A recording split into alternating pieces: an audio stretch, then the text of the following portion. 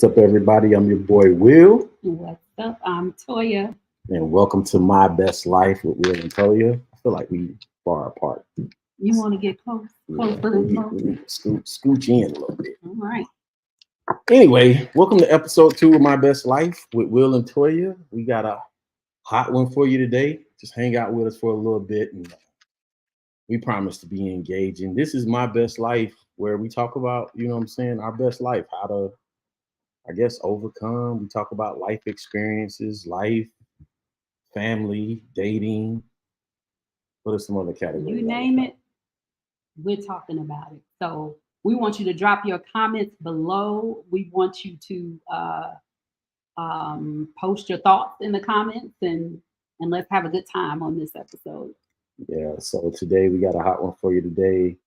And so without further ado, let's get into it. Let's get into the main thing. And really, again, so you guys can get used to the format of the program, the main thing is about the main 7 subjects that we focus on: dating, marriage, family, faith,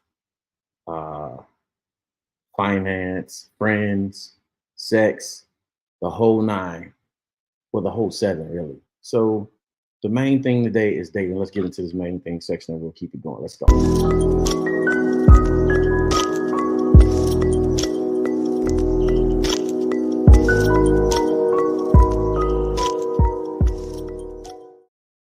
The wrong single. I don't have children. And people ask me like, what happened? And I'm a heterosexual woman, right? And so it's like, well, a couple things happened. I think first and foremost, I always say I spent too much time on the wrong relationships. That is, I tell any young woman, get in and get out. It's the OG classic. That's what Jay-Z said. Classic. That's what Jay-Z said. Now you're speaking the language. Right? Now you're speaking the language. Get out. If it works, great. If it doesn't, move on as quickly as possible, right? Learn the lesson, forgive, and move on. So I didn't necessarily do that as often as perhaps I should have. But I also think,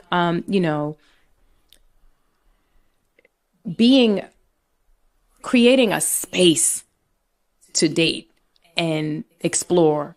Women that are driven in their careers, they don't have time. Tend to forget about that's how another- intentional you need to be about That's dating. another thing. I'm glad you said that. They don't have time. They don't have time. They don't make time. They don't make the time. They don't make the Different. time. They have the time. They don't make the time. They don't make it because it They don't gets have it. exhausting, right? When you're constantly coming up against the men that may not be equally yoked.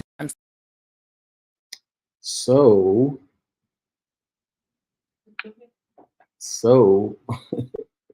where'd you go? So today's main thing is about dating, and the questions asked in the kind of label there above her head or on the screen, courtesy of Earn Your Leisure, by the way, shout out to them, was asked, why do women in corporate have a problem in relationships, dating, finding marriage? But I want to expand the conversation beyond women in corporate, because I believe this is a topic of conversation that spans beyond maybe the professional woman is having or struggling with dating, finding a relationship, or really marriage, if that's the ultimate goal. What do you think about that one? Well, I would like to back up a little bit. Most women don't want to have to be the boss chick. I would say most women. Most women are wired, even when they're growing up, we're wired to want to have children, want to have a husband, want to have, the family life, the picture perfect life where you have the house, you have the car, you have the husband, you have the kids, you have the dog, you have the white picket fence. Most women are raised to be, well, I don't want to say most women are raised to be a wife. Most women are raised to want that ideal lifestyle, whether they're wife material or not. From when girls are smaller, we have dolls, we have kitchen sets, we have all kind of things that kind of mimic what married life would be. So I would first say most women don't want to be that independent corporate boss woman. But somewhere along the line, most women put their focus into their career and furthering their career and furthering their education and moving up the corporate ladder, because they might not have found the ideal lifestyle, because they may have chose wrong. They may have dated the wrong type of men and it just didn't work out. And so their focus ends up being, well, let me just go ahead and go to school and get a bunch of degrees, or well, let me just go ahead and I'm not saying anything is wrong with having an education. That's not what I'm saying. But I'm saying most women don't want to have to be in corporate. Yeah. So when they find themselves where they're now pursuing that corporate ladder and moving up the corporate ladder, you get so focused on accomplishing that goal and moving up that ladder that you become so independent of thinking about how to merge your life with a man or a spouse that it becomes hard to find a significant other, because now you've created this mindset that I'm a boss. You know, I'm whatever your title may be in corporate. So now I'm here and I'm only going to accept a person who's here. Right.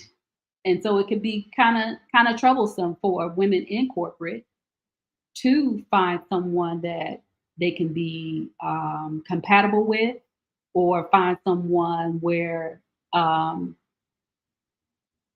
they think that that person is good enough. That's kind of what it comes down to. Now, what good enough can be for each woman can be totally different. But I don't think any woman just wanted to be single, not initially.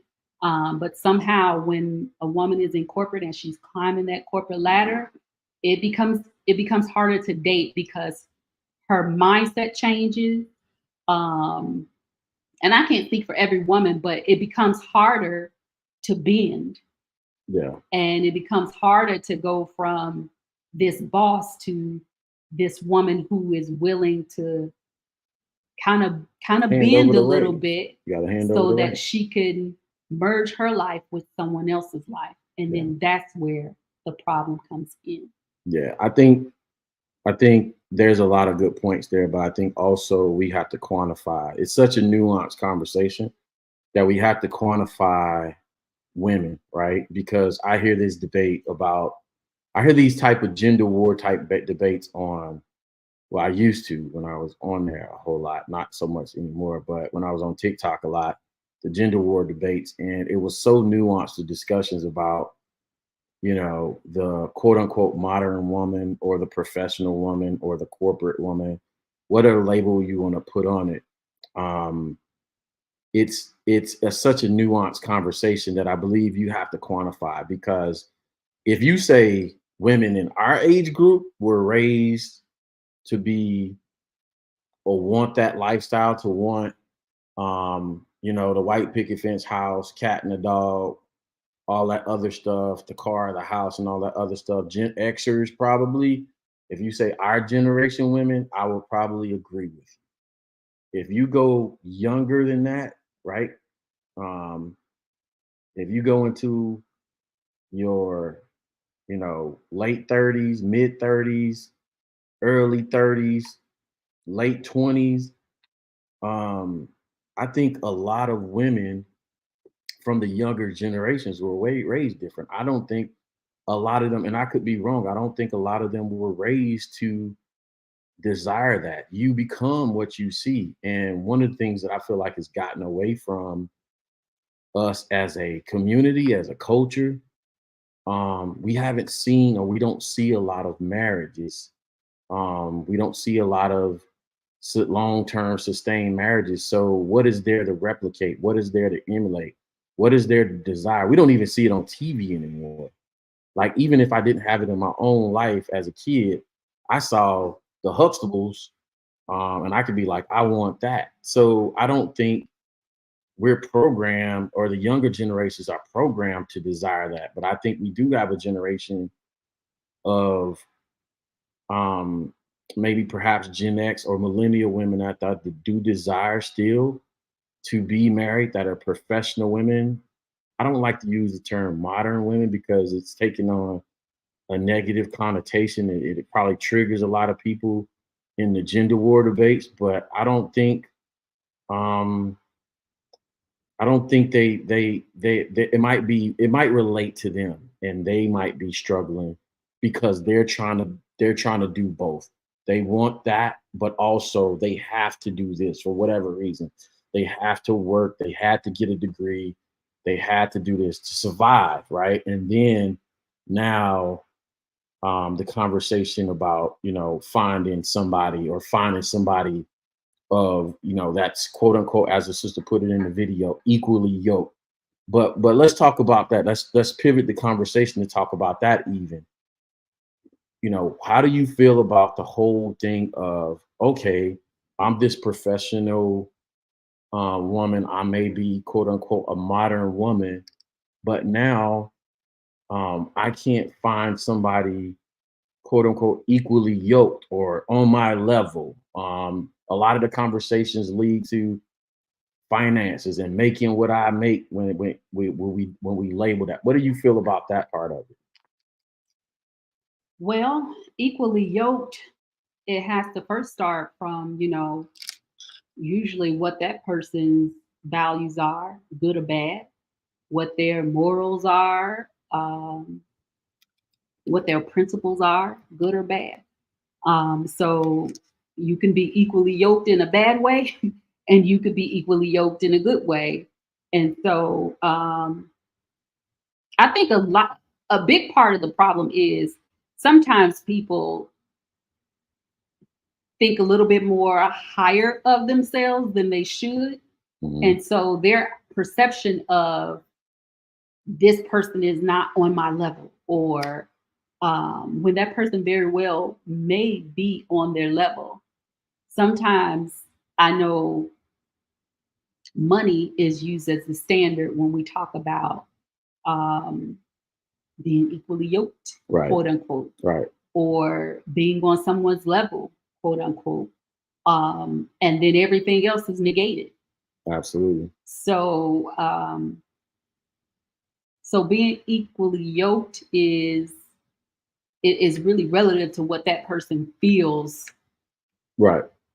So it's not like a standard cookie cutter idea of what being equally yoked is. And so I think a lot of people have a warped sense of what being equally yoked Yeah. is. And so that's where a lot of the problems come in, because sometimes, let's say, for example, let's say there is a woman who is, I don't know, making six figures or more, and she's climbed the corporate ladder, and the men that she's attracting, let's just say they make the average income, $50,000-$60,000 a year. Mhm. But to her, she thinks that she's not equally yoked because Right. she's basing it off of, I make more money than him. Right. When really it has nothing to do with money. Mhm.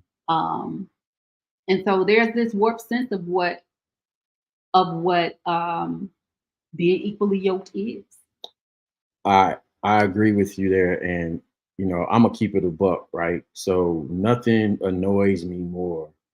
Probably one of the top things on my, pet peeve list is when people take principles, especially biblical principles, and uh, pervert them like that and use things and terms like equally yoked, and they don't have any source of reference of where it came from and the application of it and how it should be applied. So that's the first thing that annoys me about this whole conversation. The second part that annoys me about this conversation is that people put, like you said, they put so much value, or when they start talking about finding a partner in a relationship, dating, that it's not a bad thing for the trained ear.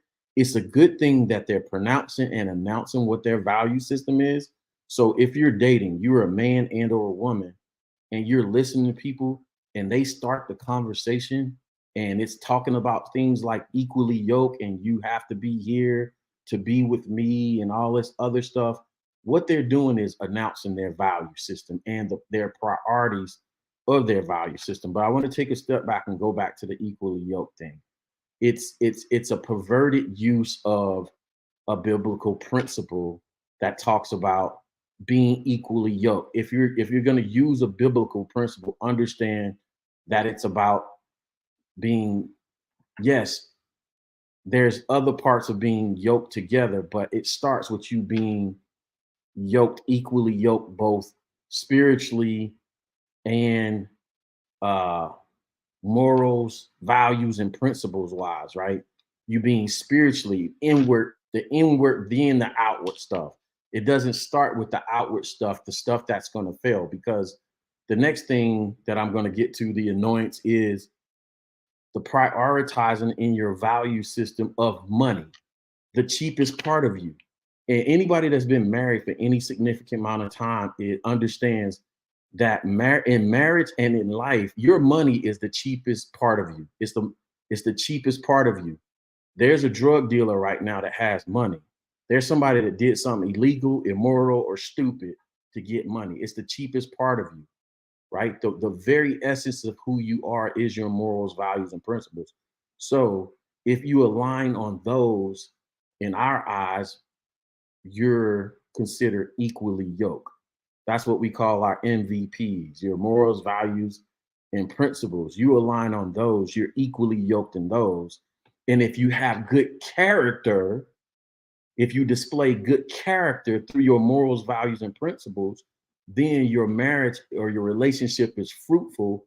And then you go on to build something, and you go on to get that stuff anyway. You build that stuff out of your character. But I think there's been some miseducation, some bad teaching somewhere along the way to people, because they put the cheapest thing as the priority when it comes to talking about being equally yoked, this, that, and the other. How did that play out? Let's get into our business a little bit. When we were dating, how did you think, how did that play out with us? Because I remember vividly, we had candid conversations about what was important to us. What do you remember about this? Because I think that's probably the how ours played out. We were more focused on, well, I can tell how I experienced you. How did you experience me in? Well, let's start here. I don't think I ever even asked you what your job title was. You didn't.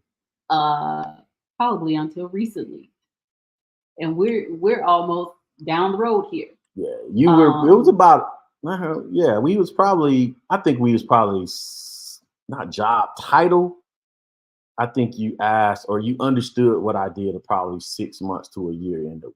No, I knew. I don't remember. I never asked you. Like, yeah. You didn't ask me. Definitely didn't ask me when we were dating. no, I didn't ask you when we were dating, because that wasn't my focus. I understood what my morals, values, and principles were.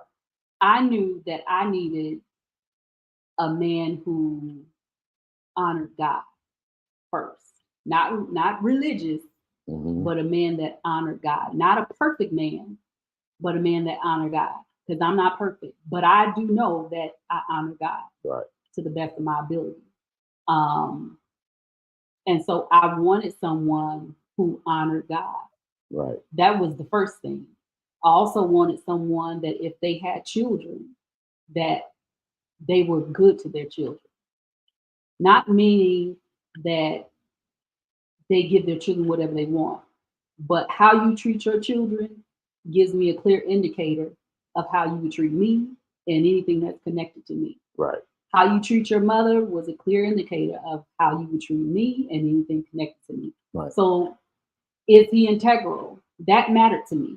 Is this an integral man? Does he have integrity? Does he keep his word? Mm-hmm. Money, we can make money. Money only does two things: take care of the living and bury the dead. Anything in between that, y'all better hear that it wisdom. won't do anything else. Y'all better hear that And wisdom. so the things that you can't touch, that's what was important to me when I was dating you. Yeah. Those were the things that were important. So that's why I never asked about, well, how much you make? Do you make six figures? Right. What's your job title? Right. Now, I do want a man who's hardworking. Right. I do want a man who's going to support his family. Right. And so all of those things matter, but it was the intangible things that drew me in, Mhm.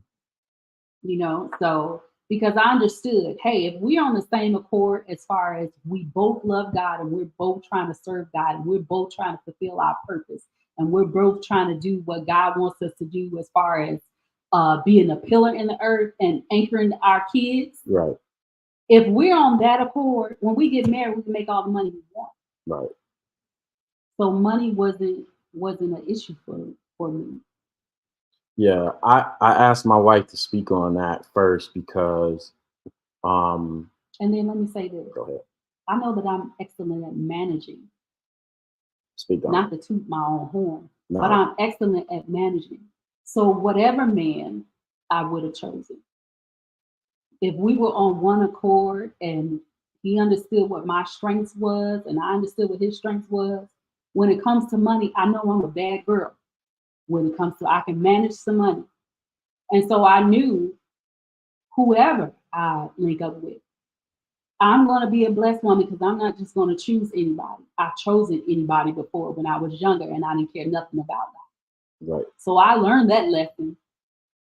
But as a woman who's mature and has a relationship with God, a real one, I understood the man that I allow to marry me will be blessed anyway because I'm a good steward with money. I don't care how much he makes.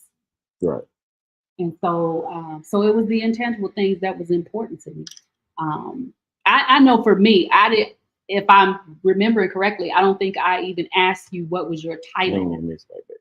I don't think I asked you what was your title on your job. I think we were several years into our marriage. Mm-hmm. And so yeah, so that was that. Yeah, because you kept saying IT, and I kept telling you, I was like, I don't do IT. My degree's in IT, but I don't do IT work. Hey, I was close. I manage IT work. I manage projects around IT.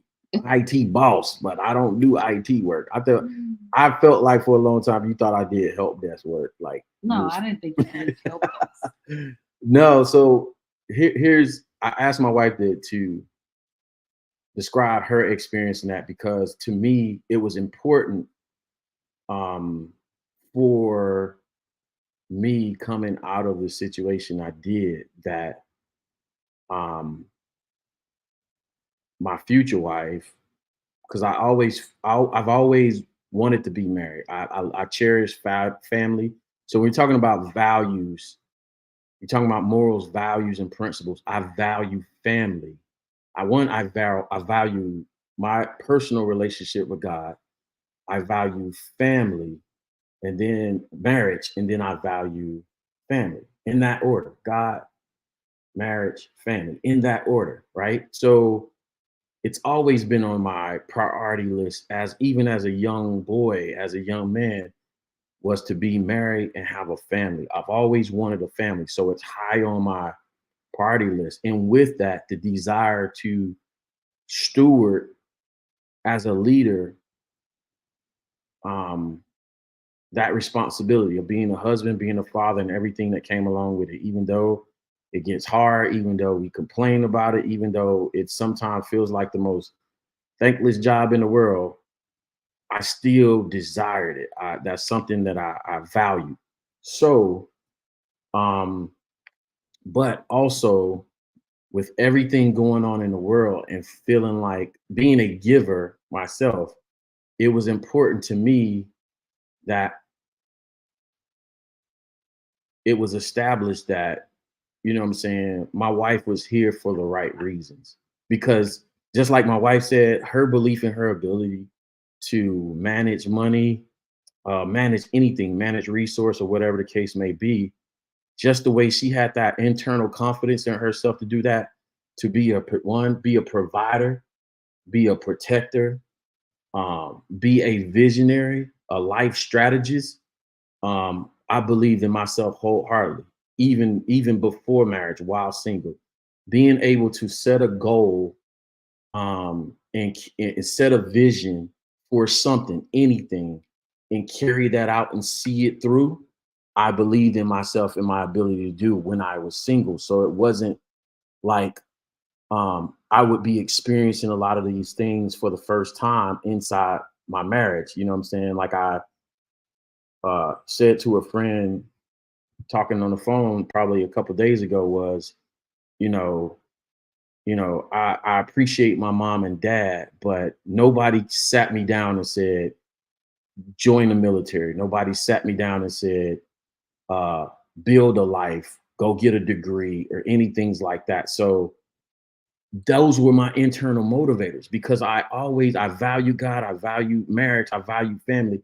I knew one day I wanted these things. In order for me to have those things, I needed to take these steps and get these things accomplished because I need to create an environment that is safe and protected and fruitful for my marriage. So when I met my wife, she understood that she was here for the right reasons, that while she appreciated my success and ability to be an earner, that it was about me, the man.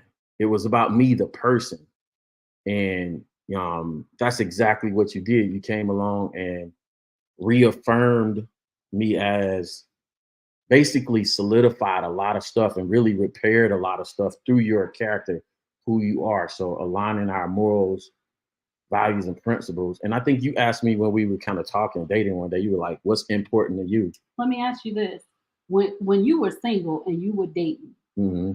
what were some of the, I guess I could call it issues that you would run into while dating? Would you say some of the issues were, I don't know, what's from a man's perspective, what are some of the issues that men have when they're single and they're dating and you're looking for someone to either be just a companion, you might not even be looking for a wife.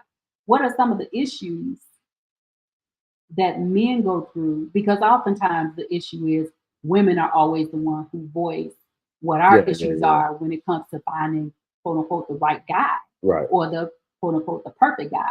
But what are some of those issues that men have as single men when they're dating?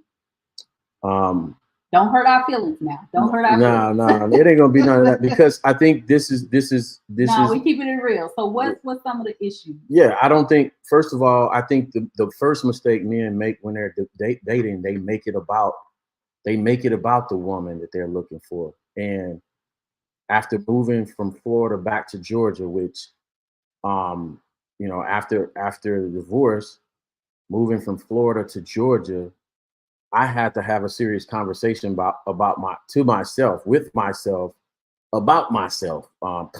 from Florida to Georgia because I was raised in the metro ATL area and I knew what it was going to be, right? So I already know you going to the A, buddy, it's going to be, you know what I'm saying, a buffet. You can have what you want, when you want, how you want. So when you want and how you want. Yeah. When you want and how you want. Yeah, when you want and how you want. Welcome to Burger King, folks. So I had to have a conversation with myself before I even got up here on the road, driving up 75. I was like, bro, get up there and sit yourself down. You need to get out. You need to get up there. You need to sit down for a season and you need to repair your life. You need to repair coming out of that divorce. You need to think and focus inward because I had already made some mistakes dating coming out of the divorce already. So my focus was get up here, sit yourself down somewhere, ground yourself spiritually. And I was intentional about spiritual, mental, physical, emotional health. And so it wasn't even about the woman. So I began working on me.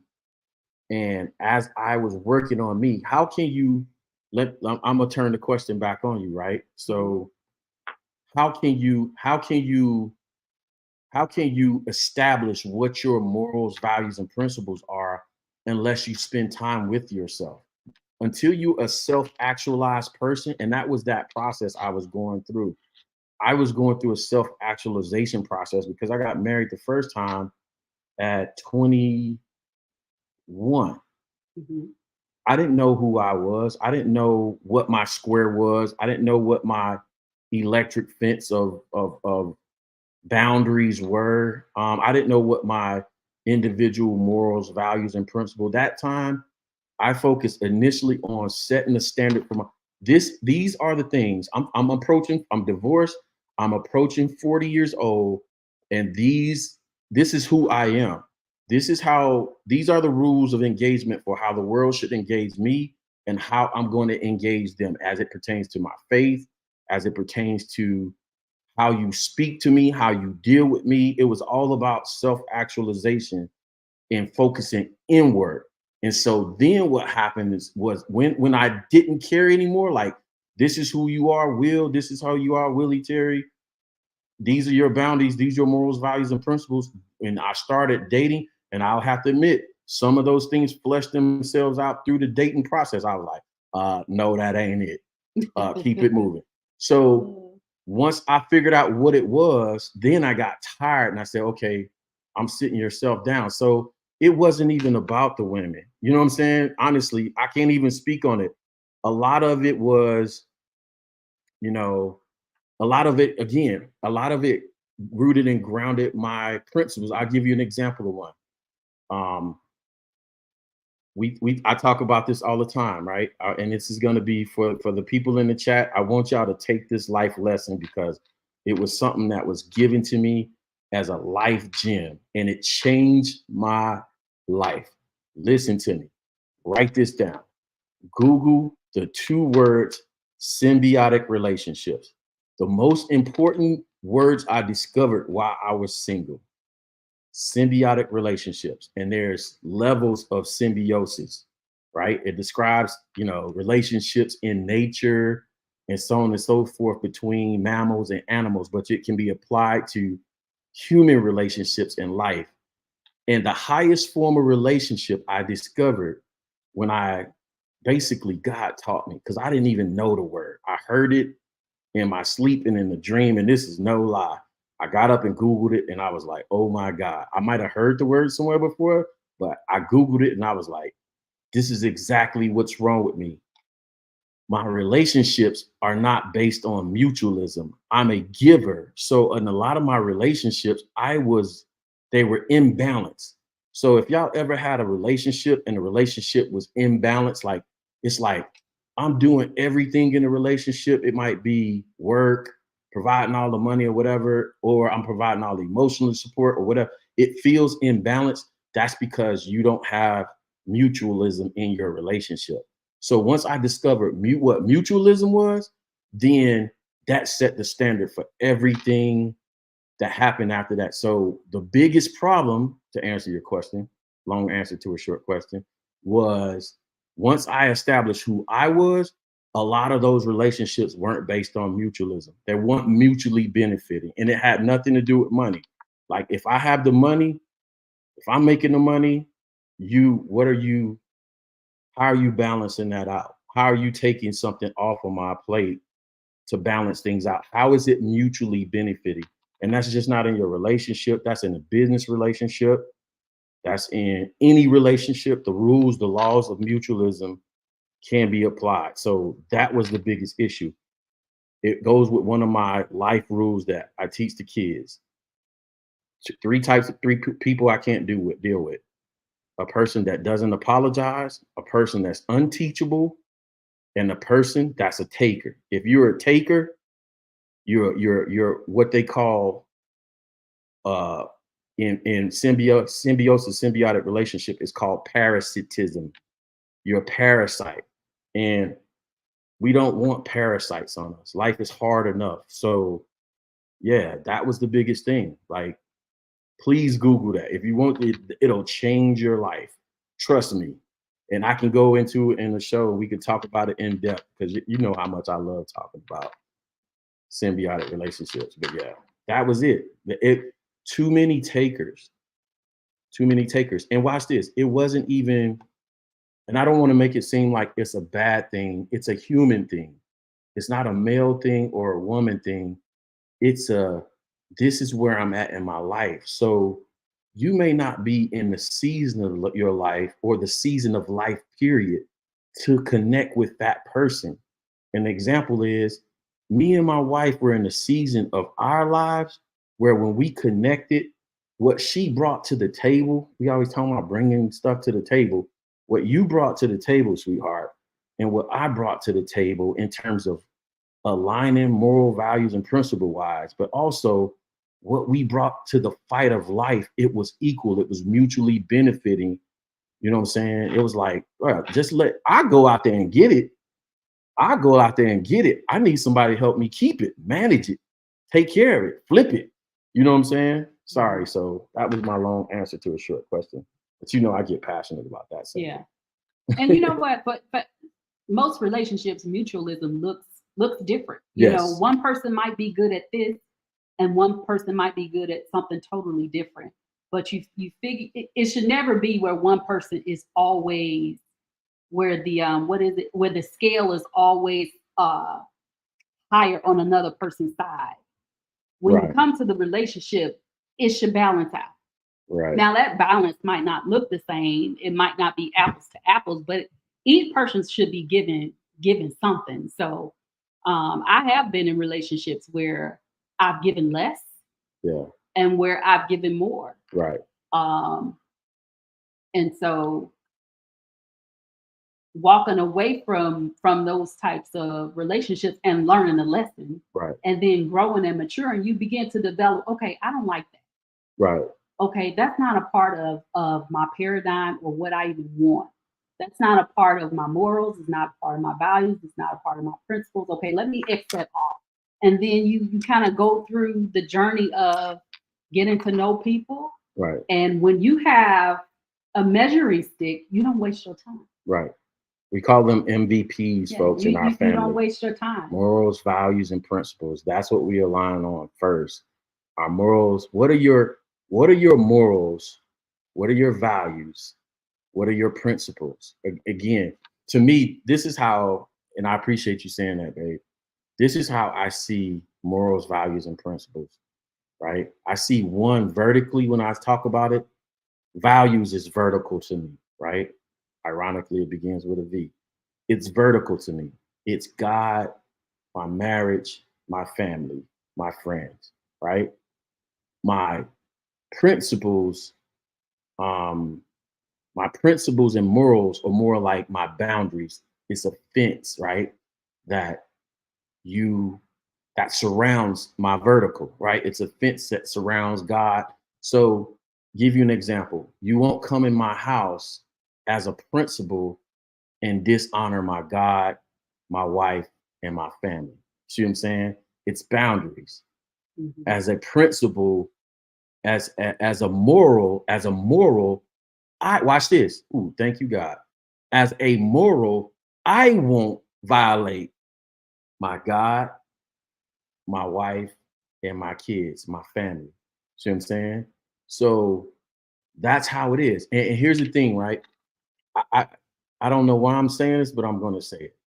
A lot of people, when they're dating, they think marriage is going to be the thing that allows them to flip the switch and say, and start establishing your morals, values, and principles. Then I learned how to say no to women way before I married my wife. You don't learn how in your marriage to learn how to be like, no, thank you. Just, you know what I'm saying? No, thank you. I'm married. I'm in a relationship or I'm married. I learned how to say no well before I married you. Now, I didn't learn how to be the most situational aware, but I know when a woman blatantly come up to me and like, hey, what's up, shouty, or whatever they saying these days. You know what I'm saying? I don't know who said it, but it's a quote that always stuck with me where they say you're not defined by your yeses, you're defined by your no's. I said what that. what can you say no to? Did you say that? I don't know who said that. You can take the credit. I'm okay with that. I said that. Yeah, that's because I said that to Denise and Cornell when we were talking to them one day. Yeah, you're defined by your nose. You know what I'm saying? Ironically enough, it's the first word most of us learn how to say when we learn how to talk, but we forget how to say it as an adult. We just, and I don't know why this is. It seems like to me, and I'm not trying to be sexist when I say this, it seems like to me, women tend to struggle with that.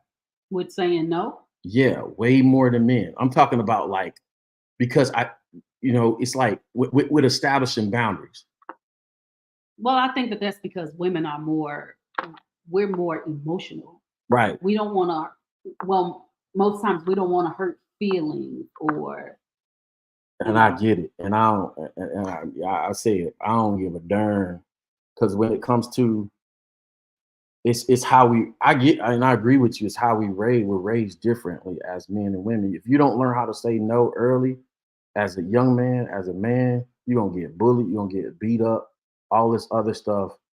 But I love this conversation because going back to the original video, I believe the reason why, if we go back to the original video and the sister explaining, why she struggles, being a professional woman and finding a time for a relationship, being in a relationship, or whatever the case may be, it's because, okay, at some point, the point my wife made, at some point in your values, remember vertical is values, your value system, because guess what? In your value system, career is there somewhere and money's there somewhere. So it's God, it's marriage, it's family, it's career. And at some place, whether because you have to survive or because you choose to, you decide, I'm going to move money or a career up on the value chain. You know what I'm saying? And it's a matter of priority. And sometimes, for women, like in the clip that we showed where she was a corporate woman and talking about the issues with her finding somebody to date, it's like the more money you make, more responsibility. Well, I mean, aside from that, you start thinking, like I said, that the men who are making 60,000 or 70,000 are not good enough. Yeah. And so that creates a whole different dynamic because the average salary in the United States is about $50,000 to $60,000. Right. So when corporate women say, I will only date a man who's making, let's just say, $150,000 a year or $100,000 a year, you just X'd out most of the working class men who are probably equally yoked. So I think a lot of that is sometimes the biggest problem. You make a good point, but I want to bring another twist to this as well. I want, because I'm around them. My wife is one. My wife has a degree. She's in corporate spaces too. I've been in corporate since leaving the military, worked at some of the greatest companies, Fortune 500 companies, been blessed in that right. I'm around y'all. Usually I'm the only one that looked like me and of the gender of me in the room with y'all in corporate. Big black man sitting in the corporate boardroom or surrounded by, usually, especially here in Atlanta, a bunch of sisters, bunch of white men, bunch of white women, and then you'll have one or two of me sprinkled in. This is what I want to say about that part about it, right? In the unequally yoked, quote unquote. I want my sisters to think about something, and this is a hard thing to think about. It's a hard truth, but I want you to, I want you to think about this for a little bit.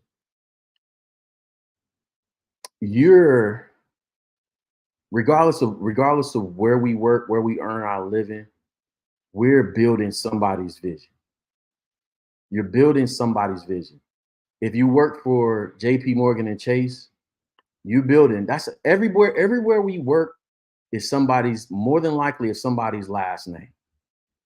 If you work at Ford, Henry Ford, Gucci, Louis Vuitton. So it's somebody's name.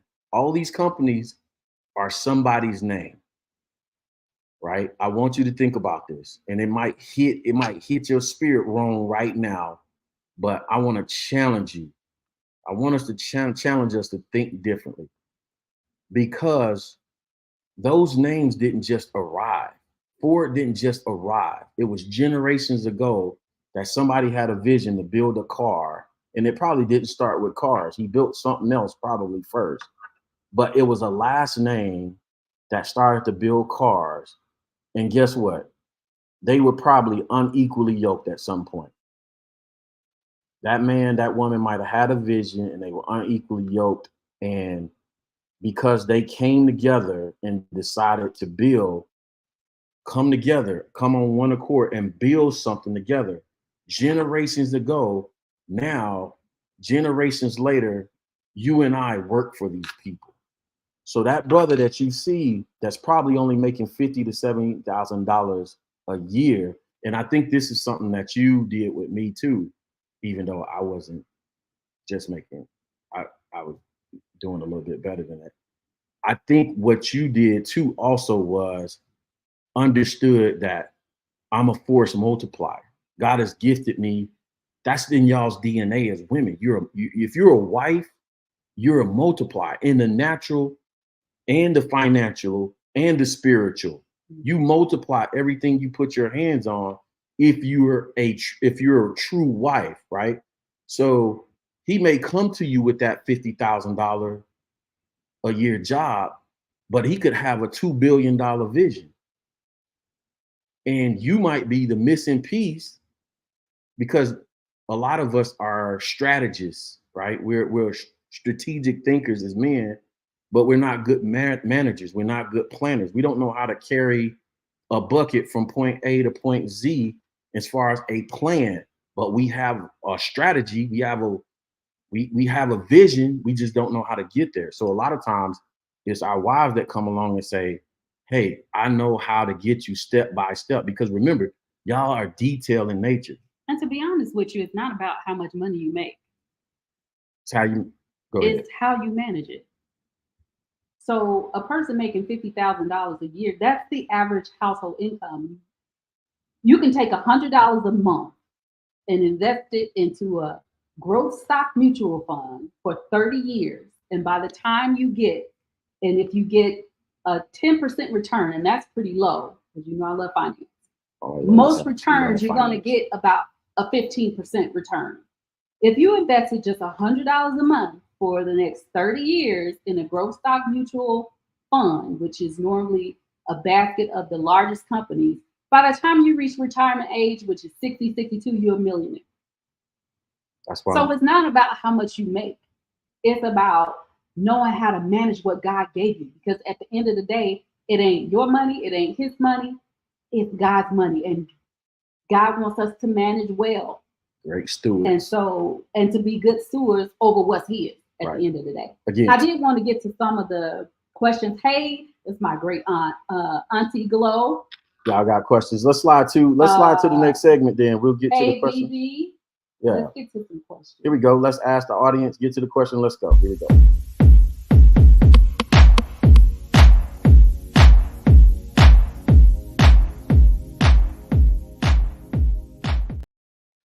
Let's get to the questions. Who we got first? Right, let's go with BB.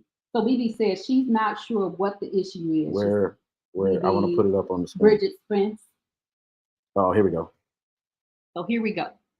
So BB says she's not sure of what the issue is. I've tried and found out after we split.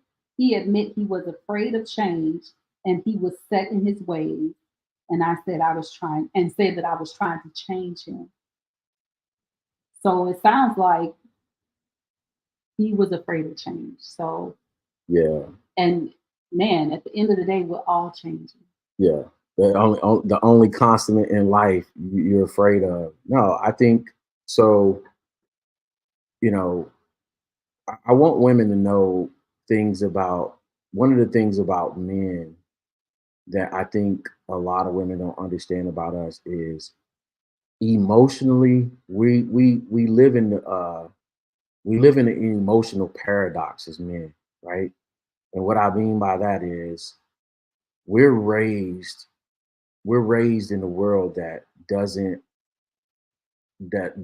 teach us or doesn't honor our emotion or doesn't accept us as emotions as part of who we are as humans, doesn't really look at us as human beings.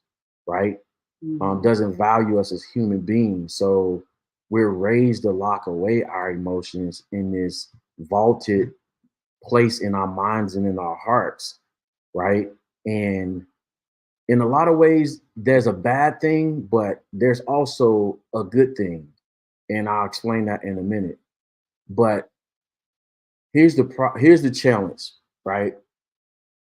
Here's the challenge. That's why I'm always preaching self-actualization to us as individuals, as people anyway, where you discover who you are as a person. You establish your morals, values, and principles, right? And you know what your limitations are. Your boundaries are just, watch this, your boundaries are just as much what you keep out, but they're also what you keep in too, right? Because here's the other thing you have to know, all right, when this person, say for example, when Toya came along and I was so dogmatic about my morals and values and principles that I didn't recognize her as a potential mate or the gift that God was sending my way, and I didn't open the vault and let her in, then I would have missed my blessing. You see what I'm saying? I would have missed the woman that was designated for me, right? So what happens is the good thing about having an emotional vault, if you will, you understand that it's not for everybody. My emotions are not for every woman. You know what I'm saying? I'm not going out into the community and spilling my emotions at my job about, my life, my wife, my family, and all this other stuff. You giving people access. And you give them access, guess what? They're gonna play on it. That's how affairs and all this other stuff happen. Let me ask you this. Uh-oh. On the heels of Bridget's comment, Mm-hmm. can a woman change a man? Can a man love a woman enough to change for her? Yeah. I love this person so much. I'm willing to. Yeah. Can you change? I believe you can. That's what that goes back to how I was answering the question, because we think of relationships as what's the opposite of a key and locking situation? A key lock situation. What would be the opposite of that? We think of relationship as a one size fit all thing, right? You're a man, I'm a woman. You know what I'm saying? You got that part, you got lady parts, I got man parts. We supposed to be together, right? It's not that. It's as nuanced and it's as specific and purposeful as a key is to a lock. It's as a key is to a lock. And I'll give you an example of that in my own marriage. I wasn't totally healed up when me and my wife got married. There were some things, she will admit to you, there were some scars that I had from my previous marriage that I had. And watch this, even going through a process of self-actualization and so-called healing by myself, that was by myself. Mm-hmm. Getting into a marriage again, it was a whole nother point of triggering certain things that happened that I didn't even know was hidden. So guess what? I had a choice at that point. I had to say, look, I'm going to hold on to these things, or I'm going to trust the person that I'm married to with my emotions, with my feelings, and allow her to be a mirror to these and allow myself to change, right? And so a lot of times for us, and watch this, I'm not trying to be mean or anything for that, Bridget. Either the relationship hasn't gotten to a point where he feels comfortable in exposing those weaknesses of his emotionally and change it. Because you got to keep in mind, for a man to change, that's a mission of weakness, vulnerability. I don't know this. I'm weak in this area. I'm deficient in this area. And I'm telling you, there were some things my wife came to me and she noticed certain behaviors, and she come in it was almost like, bruh, she come in the house, she cut the TV off, and she sit down and she be like, I want to talk to you about something. And I was like, oh, bro, here it comes. She finna hit me with another doozy. But it made me better. And I had a choice right there. I could either get mad, frustrated, and walk away, or come up with a reason to be upset, or I could be like, no, you're right. Look myself in the mirror and I'm ask for help. Ask for help. How do I get over this? How do I? Because once I was truthful about it, um, she she reaffirmed me in those areas. She said, I love you. I'm attracted to you, this, that, and the other, blah, blah, blah. And I call it like this, right? If you think of yourself, your emotions, your person, your whole being, if you look at yourself and you picture yourself as a building, we go through life. And if we're looking at ourselves as a building has an infrastructure that holds it up, the walls that hold it up. You have these steel beams that hold it up. When you go through life, you're taking hits all over. And sometimes that infrastructure gets bent a little bit. And well, guess what? Like women like to talk about healing. Men like to talk in construction terms, right? So she repaired some areas. She helped reconstruct or straighten out some bent infrastructure in my thinking, in my emotions, that reassured me that I didn't see that I needed to heal, but I needed some areas straightened out. And I never forget, this was a breakthrough moment for me in my marriage, when the first time I told my wife, I said, she probably doesn't notice that this is such a big deal to me, but it's a huge deal to me. When I first time I told her something like that hurt my feelings, and she responded like she stopped everything she was doing, and she was like making sure I was okay. Now here's the crazy part: as a 40-something-year-old man, almost probably 47 at the time, 46, 47, I had never told another human being ever in life that something hurt my feelings. That lets y'all know how we're taught to suppress our emotions as men. So, but sometimes when you've done all you can as a woman, you've been there, you made yourself available. You made him to feel safe in a situation, that to be reassured that you're a safe place with him. He can trust you with his emotions. If you've done all you can in that situation, then that's not on you. That's on him. He has to be okay and get over that mental hurdle and say, all right, you know what I'm saying? It's on me now. It's on me to step up and let this thing do what it does. So I hope that helped you, Bridget. You know what I'm saying? We'll be talking about these subjects all the time, but I appreciate you sharing with us and being transparent, right? This one more comment. Go ahead. My Aunt Gloria, this is my great aunt. My great aunt. Mm-hmm. Aunt Gloria? Mm-hmm. Got you up on the screen. I remember Aunt Gloria. Morals, values, and principles are so important, especially in a relationship, and keeping God in your life is most important. I've been married 45 years and believe in everything you both are saying. Always value one another and respect each other. Absolutely. Amen. Absolutely. Gloria. Because you know what? Speaking to respect, a lot of us, I'm speaking about women in general, not all women. Mm-hmm. Men and women love differently. Yeah. And love shows up differently.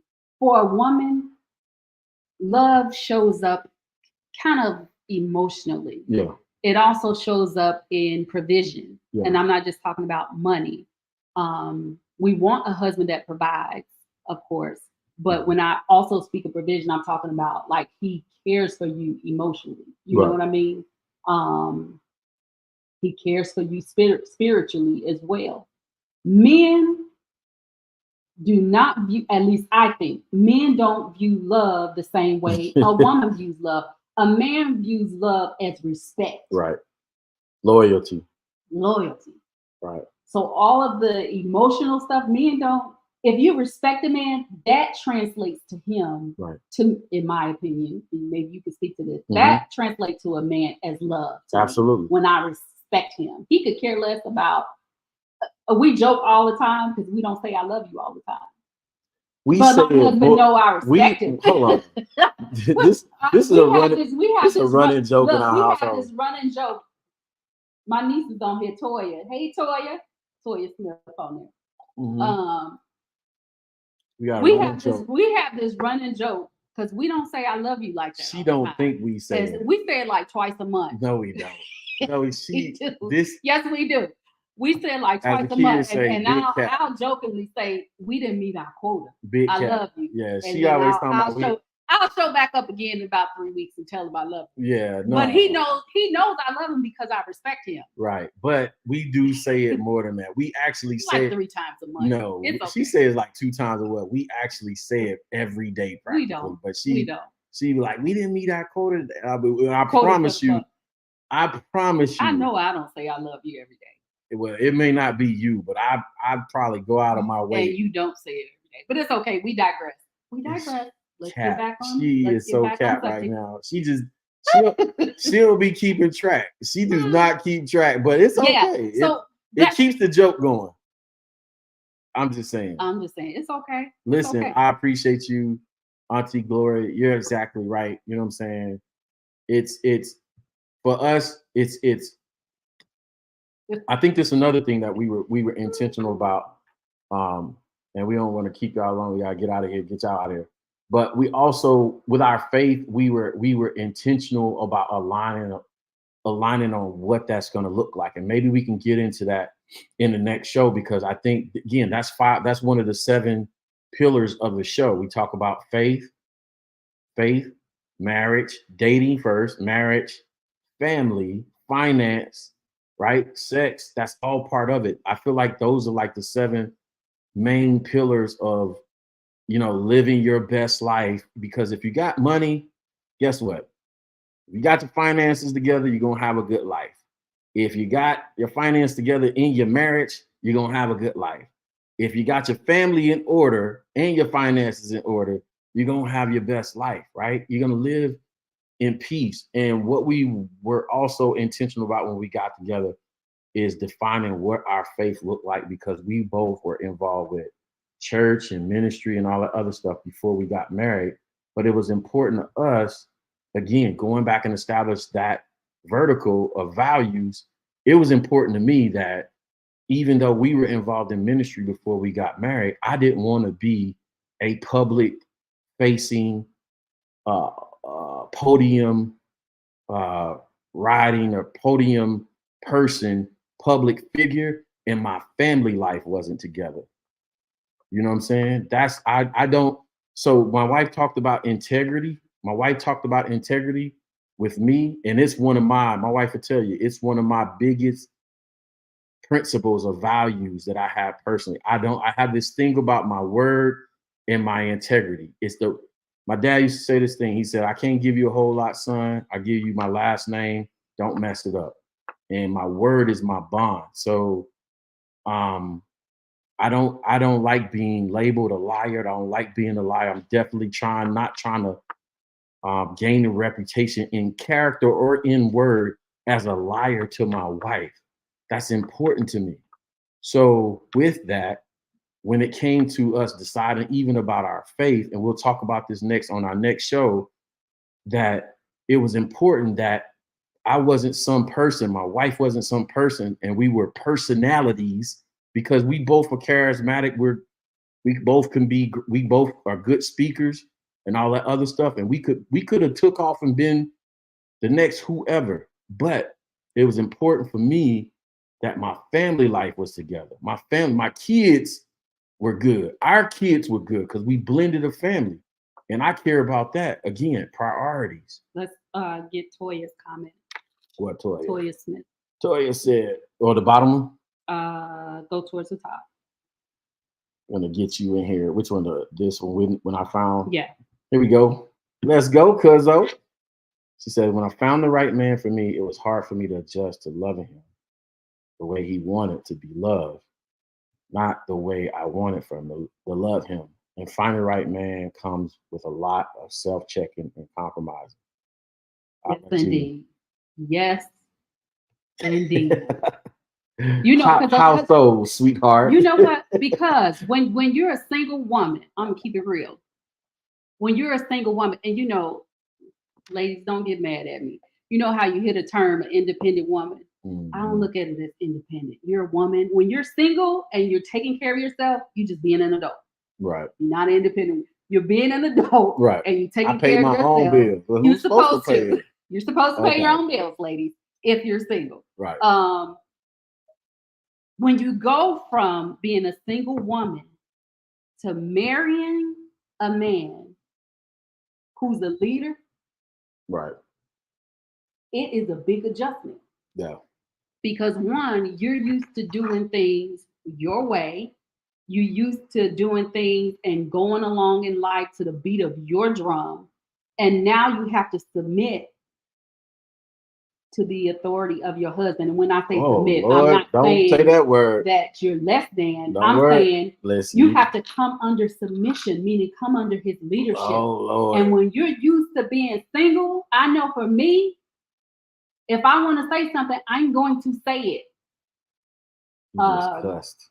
My We gonna great go aunt, viral. my great aunt is in this chat. So We gonna go. So my grandma Charlie wasn't scared to hold her tongue. Right. And I was raised by my grandma. So But I know we gonna go viral off I of you know telling women to submit. that I know that I can cut you with my tongue. I can like somebody.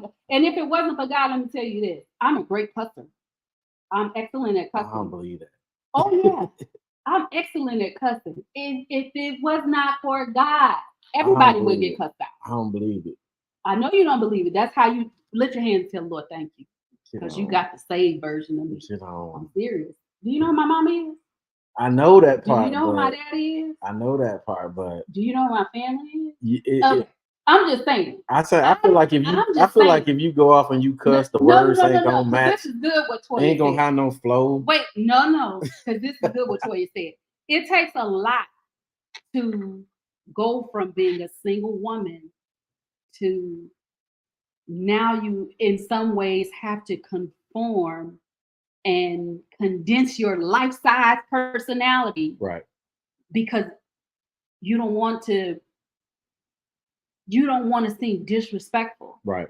And you have to figure out, okay, how can I still be me? Right. And still let him lead. Right. And sometimes that means like, even if you see he's about to hit a brick wall and make the wrong decision. Yes. Most women want to fix things because we're built to help. We're wired to help. Right. So we come with all of our stuff and we want to help. Let me help him do this. Let me help him do that. That's wrong. He's doing it wrong. And sometimes we just have to let the man hit a brick wall. Can I chime in on that? Because 1 second. That's a very good point. And we have to let the man hit the brick wall. And so it takes a lot to go from being a single woman to a married woman, because now you have to have this meeting of the minds. You got to come to the middle and try to merge your life goals with his life goals, while at the same time supporting his goals, because now you're a wife and the whole purpose in being a wife is to be a help. Right. So now you got to figure out, okay, Lord, what am I helping him with? Right. What's his vision? What's his plan? Right. Okay, how do I fit into that? Where does he need help? Right. How do I help him without making him feel like I'm taking over? Yeah. And I'm trying to leave the house. And so it's a lot. And so it's a lot of dying to yourself, like she said. It's a lot of compromise. It's a lot of self-check. It's a lot of don't say that. Right. Don't say that. And sometimes you say what's on your mind, but a lot of times you literally have to be like, no, just be quiet. Just be quiet. Yeah. Don't say that like that. Say it with some sugar in your mouth. I'm not saying like season it. Yeah. Yeah. And sometimes we fail the test. Oh, sometimes we fail the test. I can appreciate so much what you just said, and we gotta, man, this is so good. I can appreciate what you just said because one, I saw the struggle. I saw the transition for you.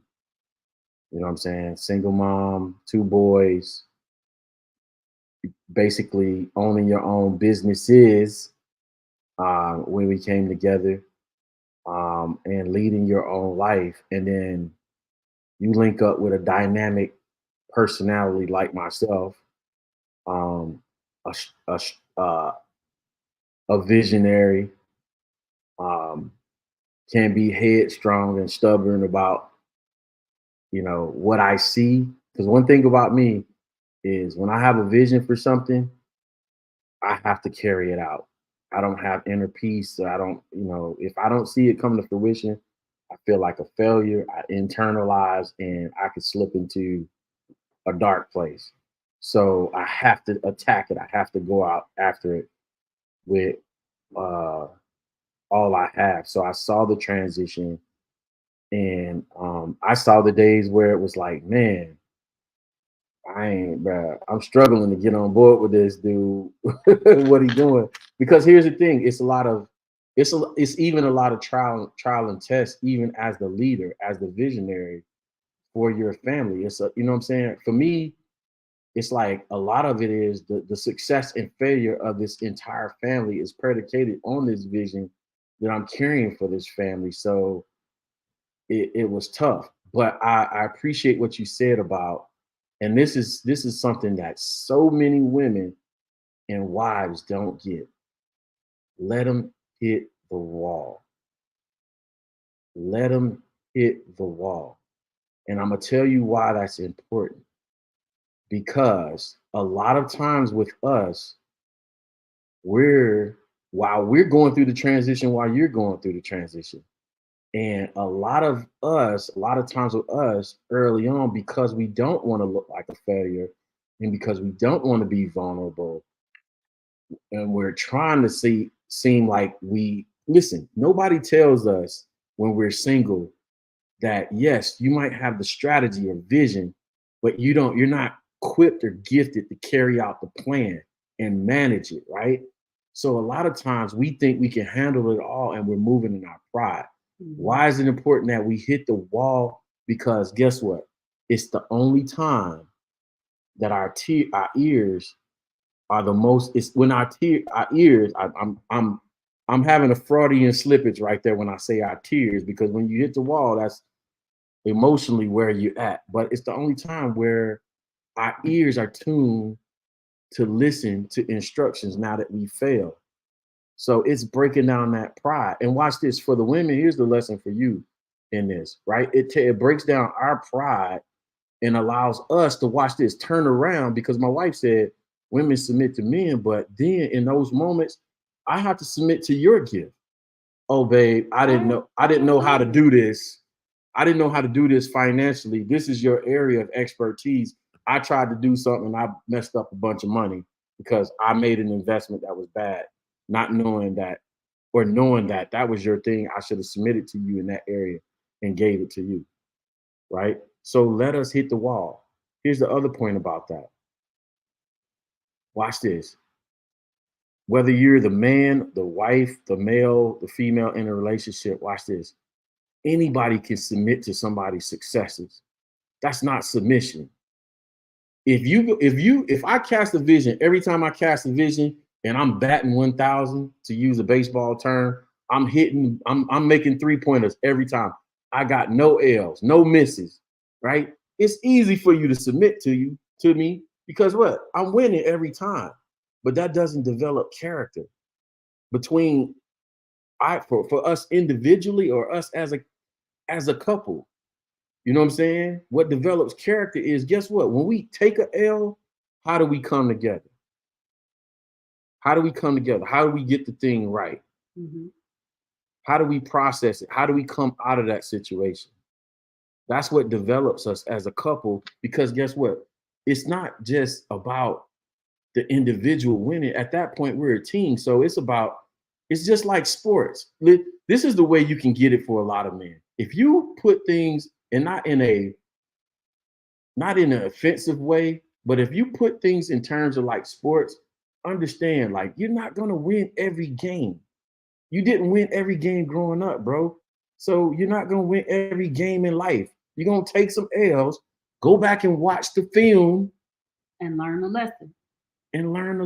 But the most important thing is, in the locker room, we got to stay together. We can't divide. We can't separate. And guess what? This is the other secret I'm going to let y'all in on. Men secretly know that y'all can do it better. Men won't say it, but men secretly know that, watch this, if you give me and my wife the same task, right? if you give me and my wife the same task, as long as it doesn't involve my physical prowess, right? As long as it doesn't call it does if it doesn't cause for her to have to deadlift like 315 pounds or something. If you give us the same task that's not physically related, right? I already know she can do it better than me. Guess what? Guess what else? The secret. I'm gonna let y'all in on another secret. Guess what else? God already know she can do it better than me. The test is in this structure, in this infrastructure that he designed, can she take everything she has and say, for the sake of the team, right? For the sake of the team, I'm gonna take what I have and I'm gonna bring it for the betterment and good of the team. Yeah, I agree. A woman comes with help. Like that's why we have so many different abilities. A lot of people call it. I mean, we even have. I could be wrong, but I think women are more in tune with Intuition. what you would call the prophetic, what you would call, some people might call it intuition, some people might call it Feelings.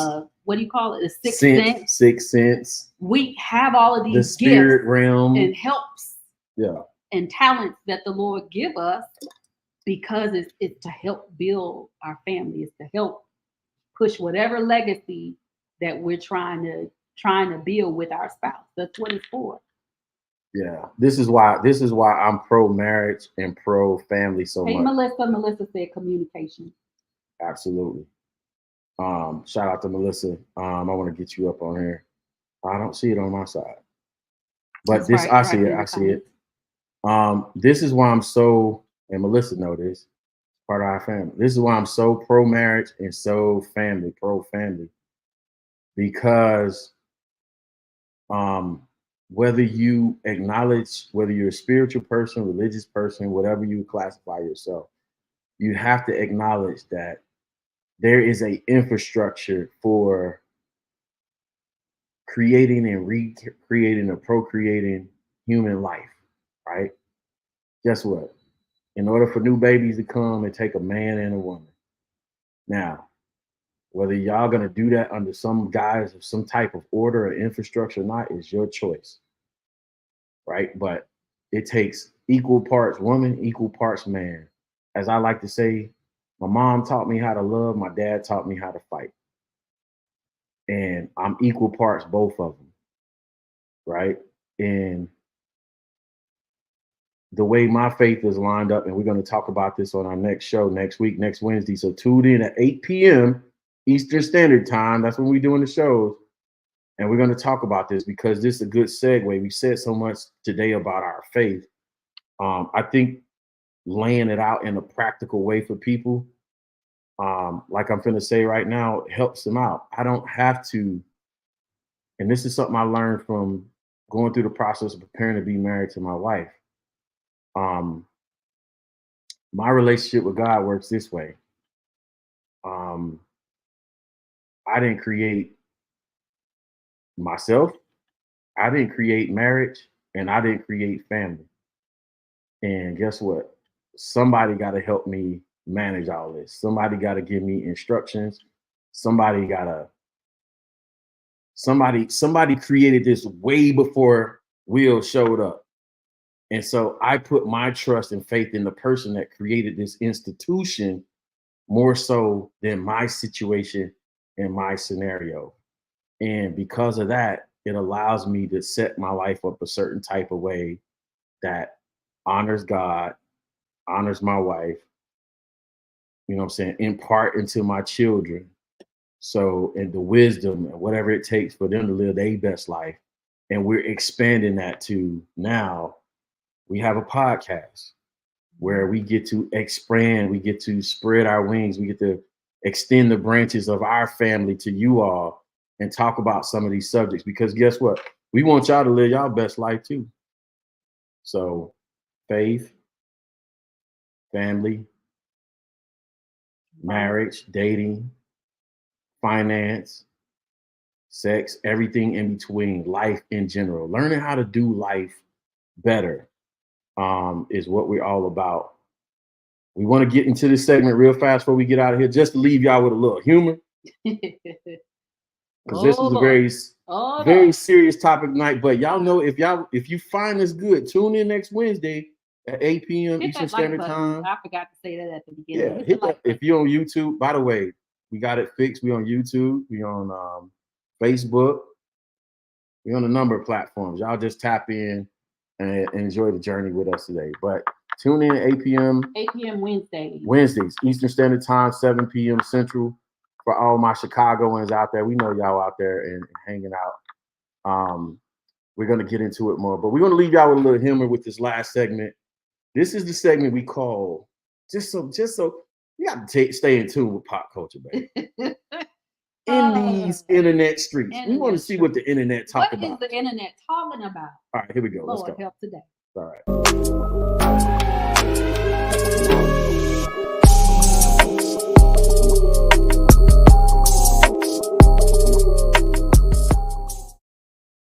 So in these internet streets,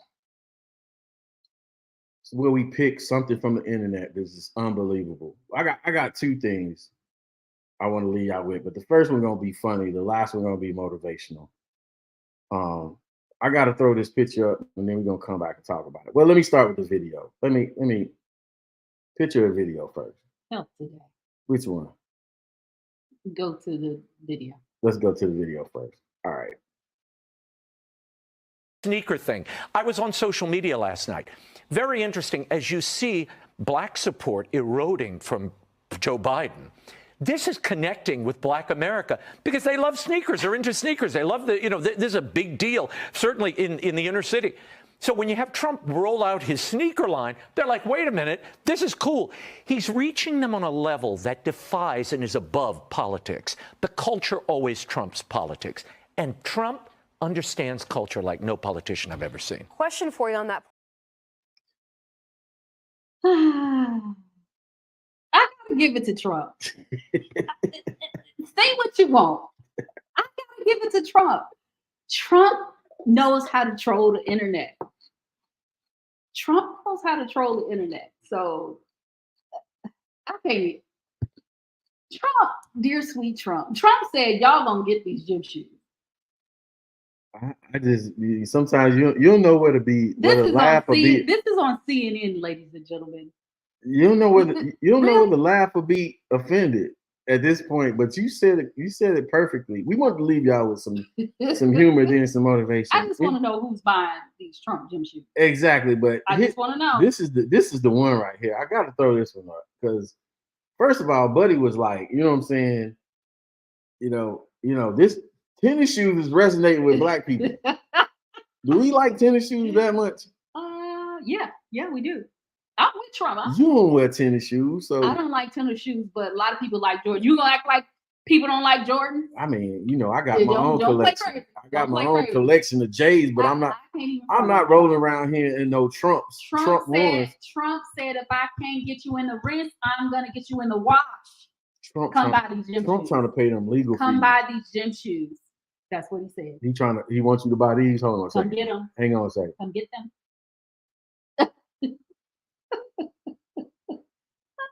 I can't even knock this hustle. Trump said I gotta pay. How much is his? He has to pay what, $380 million. He said they're going to buy them and they're going to pay my legal fees. He has to pay $380 million. Trump got them Trump Force Ones out here. He was fined $380 million. Blue Ivy's internet. This ain't Blue Ivy's internet no more. This is Cat Williams' internet. Cat Williams took over the internet. Yes, sir. Trump said he's trying to get this $380 million. That's crazy. I just want to know if y'all getting these shoes. That's crazy work. Listen, I do a lot of podcasts. I always say podcasts are really more effective when they at an hour and 30 minutes. Listen, I want to leave y'all with this and not with Trump. I'm gonna leave y'all with two pictures and leave y'all with some motivation real fast. I'm gonna show y'all two pictures. I'm gonna talk about these two individuals because I think this is a season to recognize these type of people that's discovering greatness later on in life.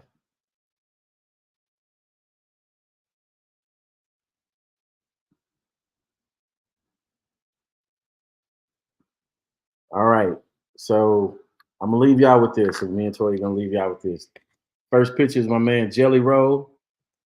You know what I'm saying? Country album of the year, I believe he won. And my second picture was from my man Killer Mike from the ATL, Frederick Douglass High School, the Southwest Side, Zone 4, Adamsville, my old neighborhood where I grew up. Super proud of Killer Mike. But what I want to point out too about both of these individuals, Jelly Roll won the Country Artist of the Year at 49 years old, and Killer Mike won 3 Grammys at 48 years old.